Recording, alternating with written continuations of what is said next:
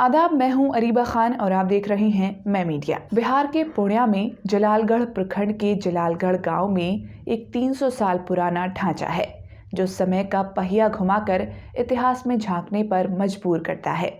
पूर्णिया शहर से लगभग 20 किलोमीटर दूर जलालगढ़ गांव में आज खंडर बन चुकी इस पुरानी इमारत में सालों पहले 15 से 20 हजार सैनिकों की छावनी हुआ करती थी। इस इमारत को जलालगढ़ किला कहा जाता है, जो कि आज भी इतिहास के पन्नों के वेंटिलेटर और कुछ सुर्ख ईंटों पर जिंदा है। मैं मीडिया की टीम जब इस किले के परिसर में पहुंची तो वहां खेत खलिहान के बीच एक पुराना खंडर दिखा। खंडर देखकर अनुमान लगाना मुश्किल है कि 2.5-3 सदी पहले यहाँ एक विशाल किला हुआ करता था। किले का बचा कुचा हिस्सा लगातार जमीन में धंस रहा है। जंगलों ने उस पर बसेरा कर लिया है। एक स्थानीय व्यक्ति की मदद से जब हम किले के एक छोटे से द्वार पर गए तो पता चला कि इसी रास्ते में किले के अंदर जाने का एक द्वार हुआ करता था, जो सालों पहले बंद हो गया। किले के कई जीने आज भी बाकी हैं, हालांकि वो जिस हालत में हैं, उन्हें देखकर ये बता पाना कि किला कौन से कोने का किस लिए उपयोग होता था लगभग असंभव है। हमने आसपास खड़े लोगों से किले के बारे में पूछा तो उन्होंने कहा कि इसका इतिहास तो हमारे पूर्वज जानते होंगे, हमें तो कुछ भी अंदाजा नहीं।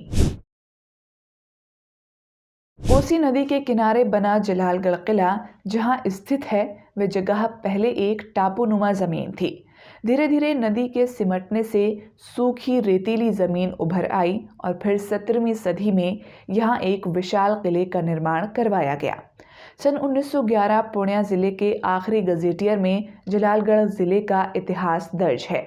उसके अनुसार जलालगढ़ किला मुस्लिम शासकों द्वारा नेपाल सीमा से आक्रमण से बचने के उद्देश्य से साल 1605 से 1627 के बीच बनवाया गया था। गजेटियर में आगे बताया गया है कि जलालगढ़ किला मुगल शासक जहांगीर द्वारा चुने गए किशनगंज खगड़ा के पहले राजा सैयद मोहम्मद जलालुद्दीन ने बनवाया था। जानकारों का मानना है कि किला जहां बनाया गया था उस गांव का नाम राजा मोहम्मद जलालुद्दीन के नाम पर ही जलालगढ़ रखा गया था।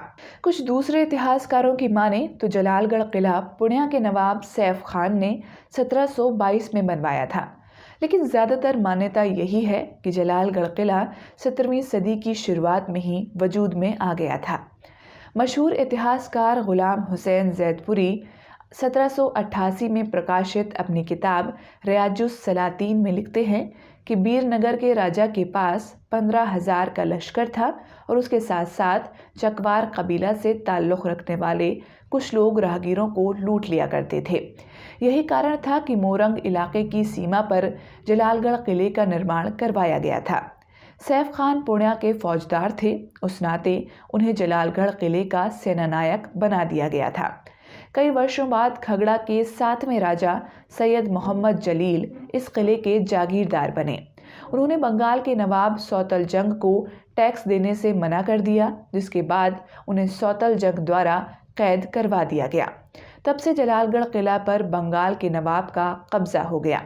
19वीं सदी की शुरुआत में पूर्णिया के मजिस्ट्रेट ने जलालगढ़ किले को जिला मुख्यालय बनाने की इच्छा जाहिर की थी, लेकिन किसी कारणवश ऐसा हो नहीं सका। जलालगढ़ किला पूर्णिया अररिया रोड के दक्षिण पूर्व 1.5 किलोमीटर की दूरी पर है। ऐसी मान्यता है कि इस किले को सैनिक छावनी के उद्देश्य से ही बनाया गया था।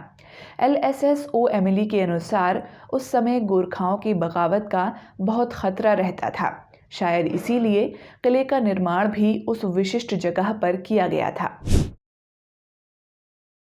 जलालगढ़ किला पहले 100 एकड़ जमीन पर दीवारों से घिरा एक विशाल परिसर हुआ करता था।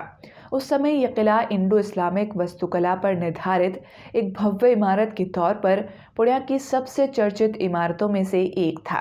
पूरब से पश्चिम की तरफ दीवार की लंबाई 550 फीट थी और दक्षिण से उत्तर की तरफ की लंबाई 400 फीट हुआ करती थी।